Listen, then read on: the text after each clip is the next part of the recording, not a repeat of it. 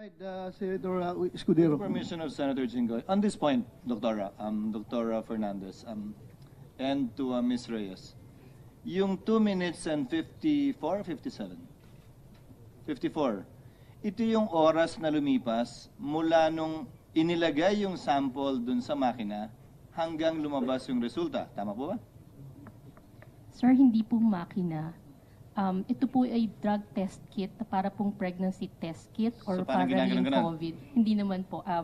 Ida-drop mo lang yung urine sa one end, tapos hihintayin mo na lang siya. So, wala hindi, po ito, makina. hindi ito yung kabuoang proseso ng kinuha yung urine na 2 minutes lang. Yung transaction time po is the specimen collection. So pag abot po nung sample, tapos gagawin na niya. At yung rule ng DOH, hindi pwedeng lumampas ng, Wala pong rule ng DOH. hindi pwedeng mas mabilis kesa, ano yung 5 minutong binabanggit niyo po kanina? Yung drug test kit po na ginagamit namin, hanggang 5 minutes po, pwede niyong basahin.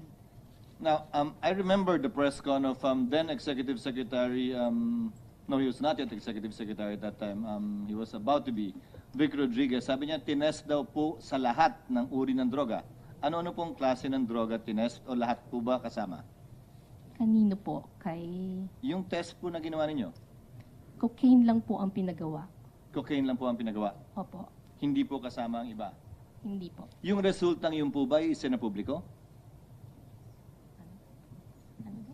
I saw it on GMA, read it on in the papers. The results of the drug test. This one. If I may Nanggaling answer, po sa amin? if I may answer, Senator Cheese, this was widely publicized in 2021, if I may recall, if my memory serves me right. So it was publicized, ma'am. It didn't come from St. Luke's. It We do came not from know. the person tested. So, Mr. Senator Chis, yung drug test na ito na pinag-usapan na ito, yung sinabi ni Executive Secretary Rodriguez, this pertains to the drug test that you made on the former Senator Bongbong Marcos? Yes. Yung ba ibig mong sabihin? Yes. Opo. Yan yun? Opo. So, you said that particularly cocaine ang tinitest ninyo. Why cocaine? Yun po yung hiningi niya Hiningi ni nung pasyente. sinong pasyente? Si Marcos po. President Marcos. Then candidate. Senator Marcos. Yun ang gusto niyang hingin about cocaine. Yun po lang ang So, hiningi niya. your laboratory is capable of tracing cocaine residues doon sa ihi ng pasyente. Yes po. So, iba yung ginagamit nyo sa cocaine, iba yung ginagamit nyo sa sebo. Iba rin Iba po. gagamitin ninyo sa marijuana. Am I correct? Opo. Pero kung ako, walk-in lang ako, pupunta ako doon sa iyo, I want a drug test. Anong gagamitin ninyo? Kung ano pong hihingin nyo. Oh, may ganun ba Kung- na hingin? Kasi lahat ng tao dito sa Pilipinas magpa-drug test.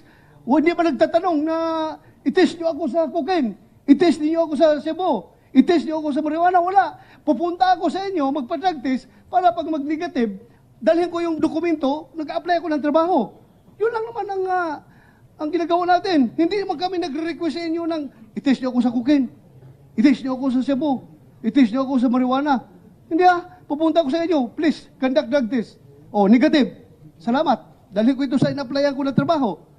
Oh, wala ako negative ako. Bakit in-specify na cocaine?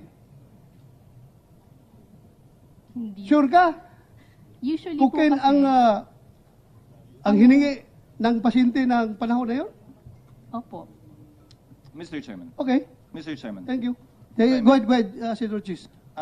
Since you're a PNP chief and we have a lot of police officers here, pag nag-a-apply ako para sa LTAP o permit to carry, required po ako mag-drug test. Di po ba?